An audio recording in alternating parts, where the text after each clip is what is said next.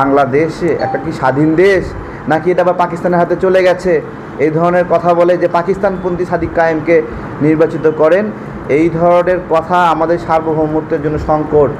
এতগুলো মানুষ যারা বাংলাদেশের জন্য লড়াই করছে, মোদির বিরুদ্ধে লড়াই করছে, আমি না হলে 10টা নিউজ দেখাতে পারবো।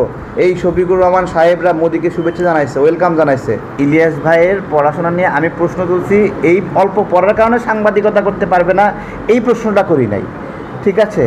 এর চেয়ে কম পড়াও এখানে এমন একজন গণমাধ্যমের কর্মী আছে, এমন একজন আছে যে আপনার হলো এসএসসি পাস করেনি, এখানে আছে একজন, বুঝছেন?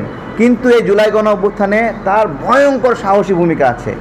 সে টাইপ করে বাংলা লিখতে পারে না, সে বাংলা লেখে কীভাবে জানেন? একটা ভয়েস দিয়ে বাংলা লিখে সে এখানে হলো ক্যাপশন দেয়, বুঝছেন?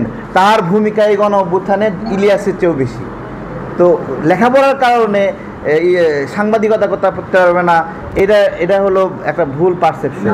আমি ওই জায়গায় প্রশ্ন করিনি, আমি প্রশ্ন করছি কোন জায়গায় ইলিয়াসকে, ইলিয়াস ভাইকে প্রশ্ন করছি। আমি কিন্তু বারবার ইলিয়াস ভাই বলতেছি, তাকে ওই গার্ডসটা রাখতেছি।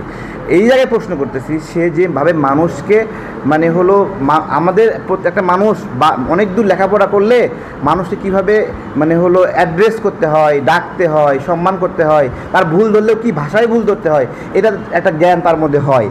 হ্যাঁ, আমি বলছি যে ইলিয়াস ভাই যদি ওই পর্যায়ে শিক্ষা নিতেন তাহলে হয়তোবা ওনার শিক্ষকরা তাকে ওই শিক্ষাটা দিতেন যে মানুষকে এইভাবে এতটা অসম্মান করতে হয় না।